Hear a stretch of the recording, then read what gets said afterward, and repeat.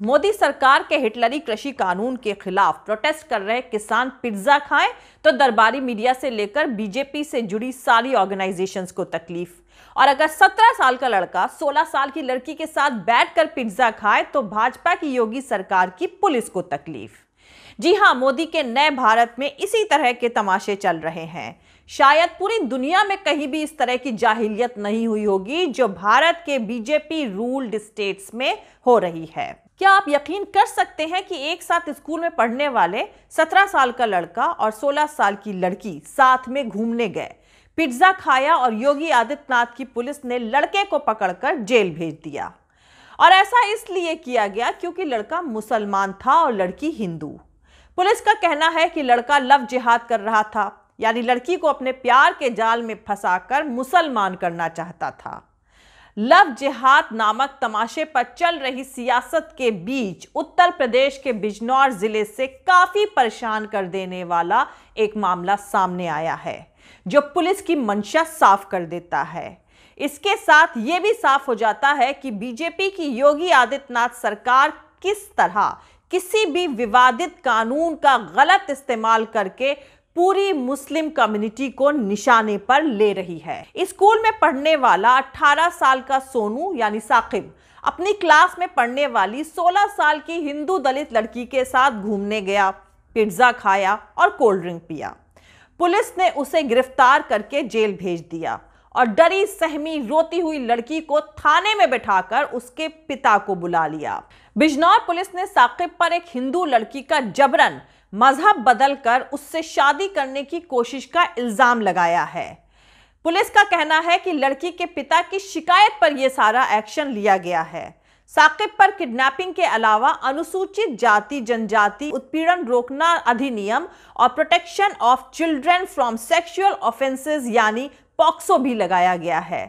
साकिब के घर वालों का कहना है कि वो 18 का नहीं सिर्फ 17 साल का है, यानी नाबालिग है। लड़की के पिता का कहना है कि पुलिस ने उन्हें थाने बुलाया, घटना की जानकारी दी और उनसे FIR लिखवाया, जबकि उन्होंने पुलिस से कहा भी कि लड़की से गलती हो गई है और वो इस मामले को तूल नहीं देना चाहते हैं, FIR नहीं चाहते हैं, पर पुलिस ने उन पर दबाव डालकर FIR लिखवाया। पिता ने अपनी बेटी के घर से भागने या मजहब बदलने या शादी करने जैसी बातों को खारिज कर दिया है।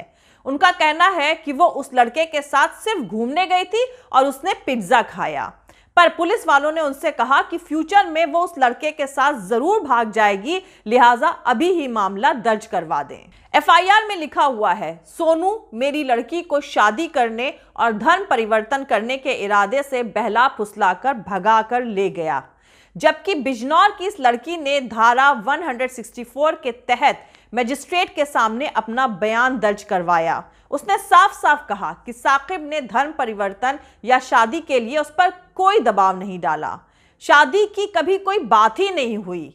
हम पहले भी मिलते थे और फोन पर बात करते थे, उस रात मैं बस उससे मिलने चली गई। साकिब की मां का कहना है कि उसका बेटा सिर्फ 17 साल का है, यानी नाबालिग है, और उसे जेल में डाल दिया गया क्योंकि वो मुसलमान है, यही उसका गुनाह है। भारतीय जनता पार्टी के 2014 में सत्ता में आने के बाद लव जिहाद पर तेजी से तमाशा शुरू हुआ और फिर उत्तर प्रदेश में 2017 में बीजेपी की पूर्ण बहुमत से सरकार बनने और 2019 में मोदी सरकार के केंद्र में दोबारा सत्ता में आने के बाद लव जिहाद चरम पर पहुंच गया। उत्तर प्रदेश सरकार ने 28 नवंबर 2020 को लव जिहाद पर बने कानून को लागू कर दिया। उसके बाद अब इस कानून का गलत इस्तेमाल मुसलमानों के साथ साथ क्रिश्चियंस के खिलाफ भी शुरू हो गया है। ईसाइयों के खिलाफ बाकायदा अभियान चलाया जा रहा है। 22 दिसंबर 2020 को उत्तर प्रदेश के आजमगढ़ जिले में एक ही फैमिली के 3 लोगों को ईसाई बनाने के इल्जाम में गिरफ्तार किया गया है। आजमगढ़ के कैथोलिक गांव के अशोक कुमार यादव ने आरोप लगाया कि 3 लोग उनके पड़ोसी त्रिभुवन यादव को लुभावने पेशकश करके मजहब बदलने को कह रहे हैं। इस मामले में भी नए धर्म परिवर्तन कानून के तहत मुकदमा दर्ज किया गया है। दरअसल धर्म परिवर्तन को हव्वा बनाकर उसे रोकने का तमाशा RSS के एजेंडे में हमेशा से रहा है। RSS अक्सर इस मसले को उठाता रहा है। वहीं अब भाजपा के सत्ता में आने के बाद बजरंग दल सहित अनेक संगठन, अनेक ऑर्गेनाइजेशन खड़े हो गए हैं जो धर्म परिवर्तन के नाम पर जगह जगह अपने मन मुताबिक कानून चला रहे हैं। ऐसा लग रहा है कि उत्तर प्रदेश सरकार का यह कानून बीजेपी शासित राज्यों के लिए रोल मॉडल बन गया है। मध्य प्रदेश सरकार ने भी इसी तरह का कानून मध्य प्रदेश धार्मिक स्वतंत्रता विधेयक 2020 को मंजूरी देने के लिए 26 दिसंबर 2020 को कैबिनेट की बैठक बुलाई है।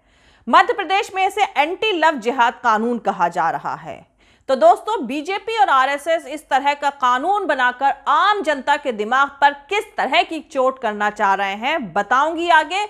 लेकिन उससे पहले जो लोग हमारे इस चैनल पर नए हैं वो हमारा YouTube channel political Tamasha with doctor Arshi को सब्सक्राइब करके वहां पे लगी बेल आइकॉन को जरूर दबा दे ताकि आपको हमारे आने वाले हर वीडियो की अपडेट्स मिलती रहे।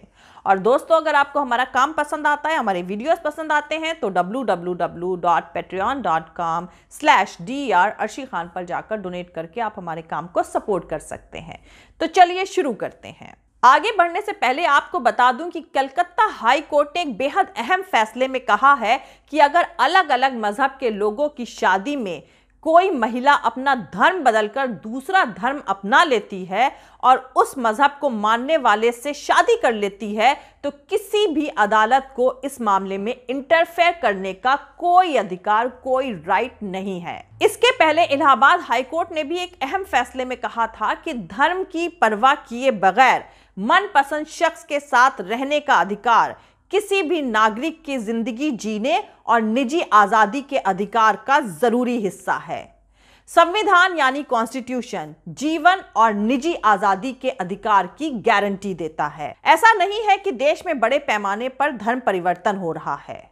खुद अपनी मर्जी से धर्म परिवर्तन के मामले भी ना के बराबर हैं। ऐसा लगता है कि धर्म परिवर्तन न होने की वजह से आरएसएस बीजेपी के लिए अब लव मैरिज का मसला ही बच गया है।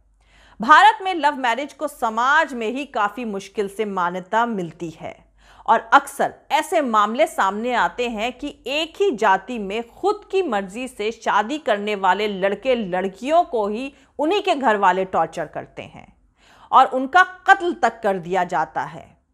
बीजेपी आरएसएस ने इस तरह के लोगों की कमजोरी को पकड़ लिया है।